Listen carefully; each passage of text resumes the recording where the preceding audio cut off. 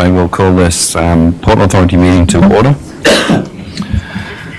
The first item on the agenda is the approval of the meeting minutes from September the 19th, and as well as the approval of the agenda.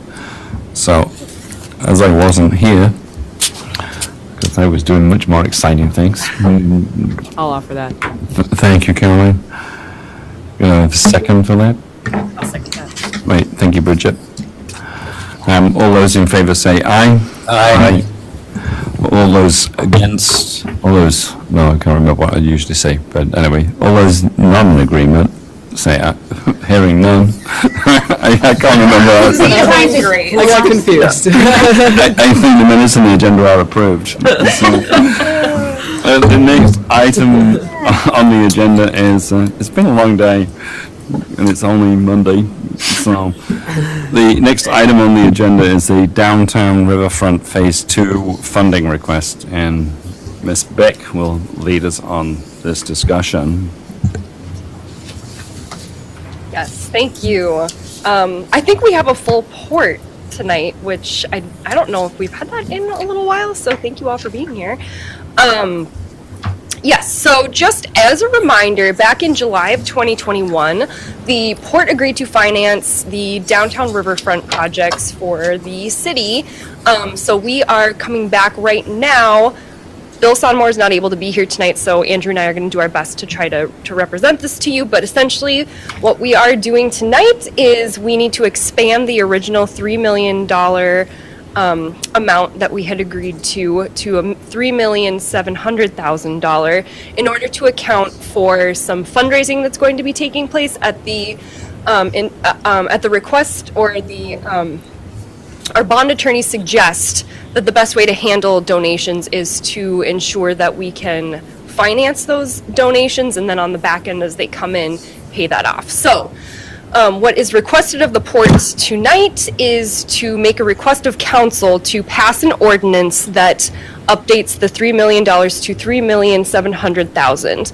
And I have up on the board here for you some of the places in statute which kind of explains why we need to do that. So essentially, we are putting the full faith and credit of the city behind these port bonds.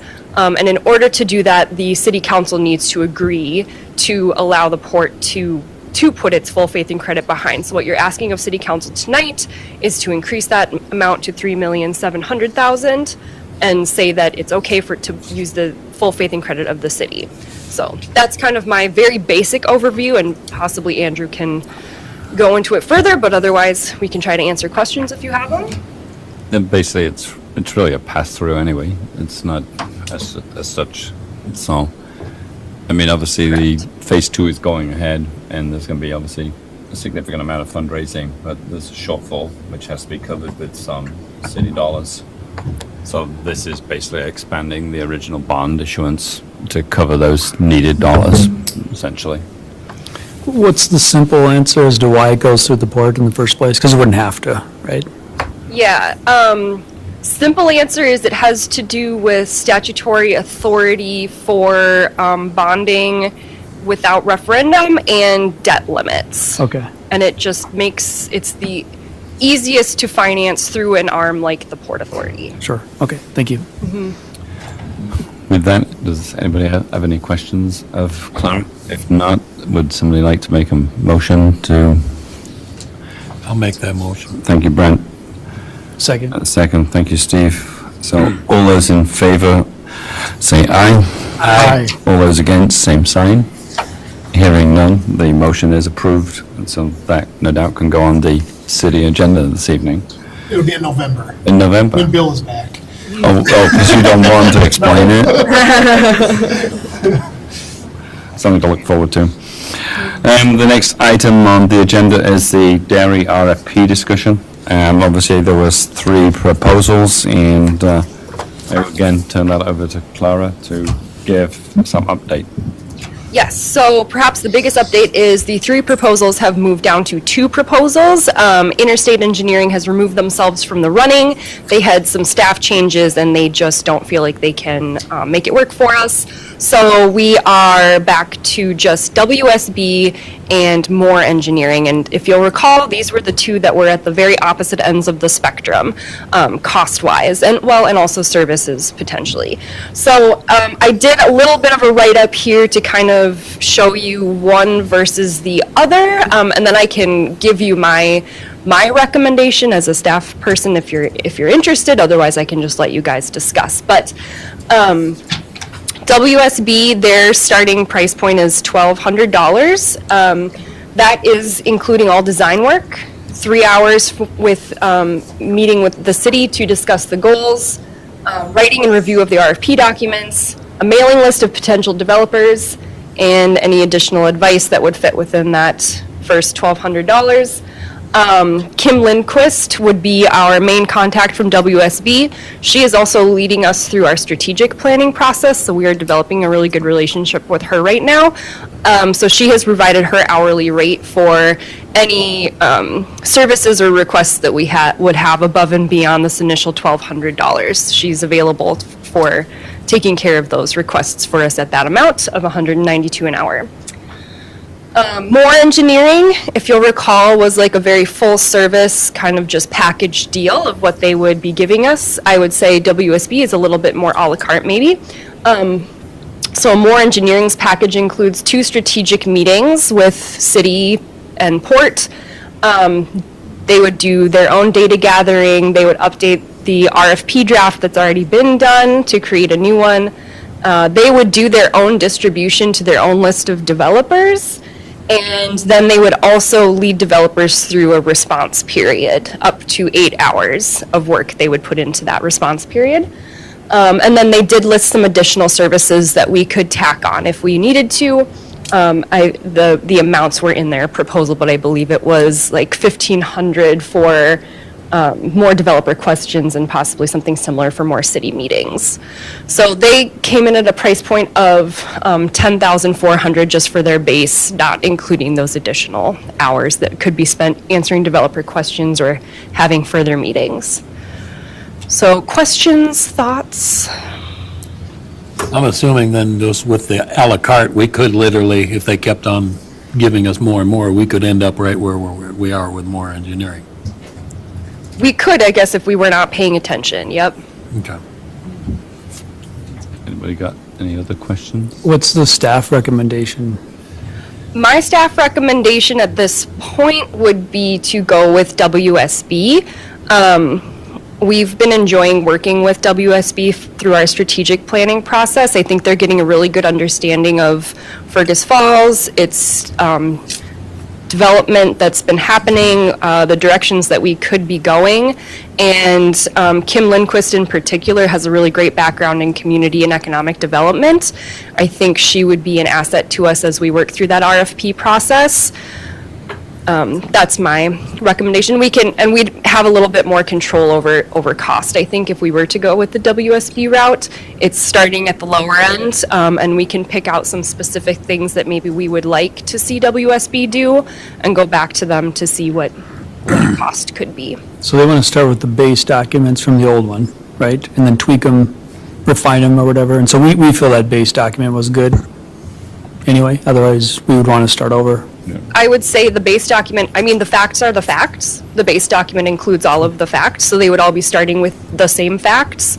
They would be building off of those in maybe some different ways, but yeah. Rebecca, you had something? Oh, I just, such a range of, and I understand, but also more is saying that they would add additional fees if Yeah. you wanted them to do more beyond this. It's just 1,200 and 10,400. I always think, well, they must not want to work with us if it's such a high price tag. I don't know. Sometimes that is truthful in the sense that people bid something and if they get it, that's, then it's a good number for them. So, I will say they all got the same context when I reached out to them, and they all got the exact same information and the same explanation of what the port was looking for, and they just took it in very different directions. So possibly this is just how they do their RFP processes, and that's what they're comfortable with, and that's why we're getting the responses that we got. But yes, they are very different. Well, in the 3 hours, you'll know, right? Yeah. Yeah, And then you That's true. can stop or whatever. They didn't put terms in here. Do we just have a blanket agreement with them, or do we use With the? WSB? Yeah. Yeah, I think we would just enter into an I think, Or just assume they'll submit them, and then you guys look at them, and if yeah, it's not good, they reject it or whatever? yeah, sorry, I thought her original one maybe included some sort of an Not to agreement. exceed. Yeah. Yeah, a not to exceed amount. I meant the terms and conditions, so it'll be the previous terms and conditions that'll apply to this one too, which you've already reviewed apparently.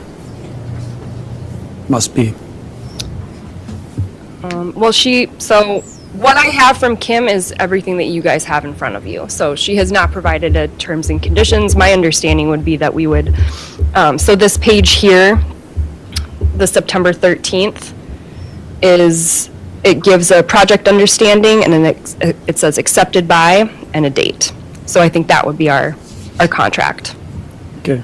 Yeah, just so you're okay from a legal perspective. Scope of work is pretty wide open. We're gonna edit it for 3 hours and, I haven't looked at it. yeah.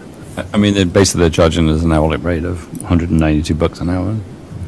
So, as you say, we control how many hours we do. Well, if it says do not exceed, Yeah. then she works to that, and then she has to ask for it. Yeah. Thanks. So for the list of potential developers, WSB will give us a list and we would send it to them, and Moore would send it to their developers. Is that how I'm reading that? Yep. So my understanding is that Moore would go through their list of developers, see who they think would be the right fit, and then send it to those developers. Okay. And then with WSB versus Moore, Moore will answer developer questions, and I'm assuming the city or you would answer developer questions for WSB, Correct. which would be some time for you to do that too. So that's something to think about. But I suspect they'll come back to Clara for clarification from a Moore point of view. My one concern about WSB is they didn't spell Fergus Falls right in the letterhead. And there was a couple of additional wording things in the very first paragraph of the October 11th one, but they spelled it right once, but then they forgot the S on Fergus Falls in the very last line. So Okay. those are some things that I noticed. Brent, you had a question? I talked to Claire about this earlier. Now, when we're doing the RFPs, with the understanding with the request for proposals, we're still sticking with the same setback with the trail along the river? And is there a possibility to do an alternate where the trail is either narrowed up, because we made it wide enough in order to make the property worth $1 million so we could get the 600,000? But since that's not looking like it's happening at the moment, is there any way to either narrow up that front portion to make the property bigger? Or I talked to a few people where it ended up being, it sounds like it could possibly be a concern. Is there any way to move the trail to the backside of the property, which means then whatever developer, minus their setback that the DNR says they have to have, might make it a little bit more attractive, because then they get all the green space alongside the riverfront, which, you know, when you're dealing with like a facility like they built across the river, the 55 and older, where they got the docks and everything else, it makes that land a little bit more valuable, and maybe somebody who wanted to build something like that says, well, we don't want to do it, we got a trail up blocking the river. You know, is it a possibility to put two scenarios out there when the RFP goes out, one with the trail along the river and one with the trail running along the backside? Yeah. Yeah, and thank you for bringing that up, Brent. We did talk about this earlier today, and I think what we had discussed was, yes, I think that is something that we can work on with whoever we do end up doing the RFP with, to add some flexibility in there, because we are not, at this point in time, beholden to the trail where it was throughout the LCCMR process. We do have some flexibility on our end now that we do not have encumbered funds. So I think that's something that we should work through as we go through the RFP process, to lay that out in a way that is attractive to developers, and make sure that they understand that they would have some autonomy in that decision too, potentially. Yeah, I mean, I'm still willing to work with the people, because there's been a lot of people involved with the trail system portion, and there's going to be a section on this end, going to be a section on that end. It would just be a small amount that it would be away from the water. And, you know, for that, and that's still even kind of an incentive to have the trails next to whatever you're building, but you're using it on the less expensive portion where the people might say, hey, we want to have a nice green space for our facility here, and docks on the water and everything else. I mean, if we want to put docks in, we can put them on either end where it goes back up against the water. But I'd like to see that, because it was brought up that it might be something that's real developers are looking at and say, no, we would like to be able to have the access to the water, which and then I would assume makes that property a little bit more valuable again. And I would say that's something that, like, when we have the initial meeting with whoever, that's a good point to bring up, as you say. Yeah. Because I think, you know, as long as the city retains some access, that's obviously. I mean, they only need a 20, 30-foot spot in the back, you know, just to run a path, maybe some benches to sit on and everything else. They don't need a large section to run a trail through. But, and it would be interesting to know what the developer thinks, but like, I know the one in Bemidji, the trail is in front between the lake and kind of like the developments. And they've got balconies and whatever that overlook the lake. It's just would be nice to be able to give them an option as far as, you know, because you might get somebody who wants to put in a more high-end unit and says, well, hey, we want this. And then some people say, well, we don't mind. You know, if we could give them the option of on either side, however they work it, to, you know, that way there's more options there if it's hindering a developer saying, well, I'd like it in the back, or some, they don't care. If we have both options available to them, yet we still get our trail. It's worth asking about. Yeah. If that keeps us from being able to develop it, that'd be worth knowing. Yep. Yeah. I think without a scoring system, it's really hard for me to give any more feedback on either one of these. You know, you'd have to decide who you can hold accountable and who you feel comfortable working with, I guess. That's from my perspective. Were you going to say something? Yeah, I was just going to say, on your RFP, you can develop exactly that on your RFP, is that just put the conditions that a trail connecting dot A and dot B shall be installed somewhere on the property. You know, just leave it that vague, and that's what comes back with the proposal, you know. That way they got the option. Yeah, they got the option, they can put it where they want. And Yep. You just simply say, well, I like this, or I like that, or is it possible then when you come back with the actual proposal, just, you know, you can tweak that accordingly. Yeah, because some people may want it in the front, some people may want it in the rear, and it gives more flexibility, and maybe that will be appealing to a developer. Yeah, you just stick it in the RFP. Bridget, do you want Was there any more information about the railroad that we discussed last time? I've not gotten any further updates. It's a slow process. Pardon? It's a slow process. Basically, the crossings are around $275,000 a piece to install. And until we have something kind of somewhat more concrete, the railroad they don't have to make a decision. But I think if we do an RFP and actually start to do something like, you know, we're moving forward, then we can go back to the railroad and say, now we need kind of a decision. But also, there are, when I last met with them, there are some different funds that they can tap into, but most of the funding would have to come from the city / the port. You know, that's, the railroad themselves will not pay for railroad upgrades. And how many different options are there as far, we have the one, I think, that's Broadway. Yep. And then how many other options do we have? Because you know, it might be also nice to, if we know we can get another one, that might be another thing. A developer might say, hey, ours might be better on this one. Give them the few different options of where they can go, because the developer might be able to There's design only it. really two options of where the rail crossings can go. Yeah. That would be I mean, really, there's an in and an out. Yeah. So, but they're not, we also haven't kind of decided we have to give one up somewhere too. And that one's a challenge too. nobody wants to give up a crossing. What do you mean by that? Basically, for the railroad, they'll like the crossing that's by Andrews and Andrews by Quality Toyota. That's not really an official crossing. So, in order to make that a crossing, then the railroad says, well, we'll give you one there, but you have to give up another one somewhere else. So that they take away a crossing. And we floated a couple of ideas, but they haven't really come back and said, and again, I think it's when we go to them with a proposal and say, this is what we want to do, then we'll get responses from them. But they don't like putting in crossings, essentially, in general. So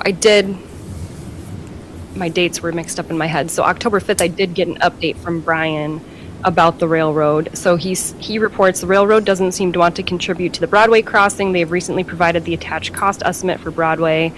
And the cost estimate is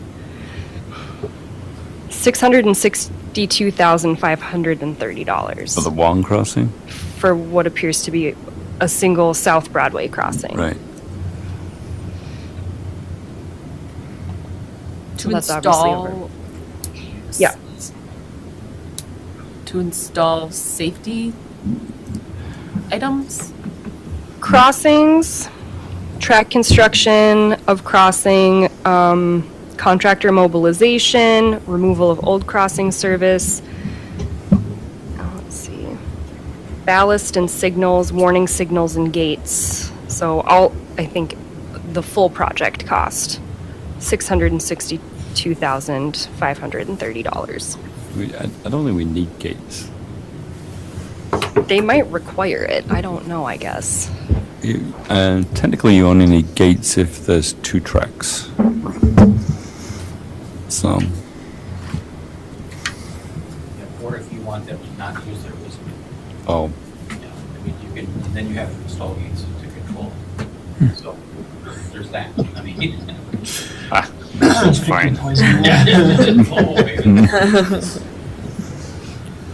Well, I just think the other question with the railroad was just accessibility, even Yep. when there's emergency service vehicles that are needed. So I wish there was someone who could tell us whether or not that's a barrier for developers. I'm hoping that is something that one of these yeah. companies could help us with, is Yeah. either we ask them to do some back and forth with developers, or they connect us with some developers with whom we can do some back and forth and ask some of those questions. Yeah. Yeah, Tom, do you have a strong any? opinion about which one, but No, it'd be nice to know, how much of a barrier that's gonna be for developers, and it would be nice if we had a way to put more pressure on the railroad, but, from what I understand, there isn't one, so.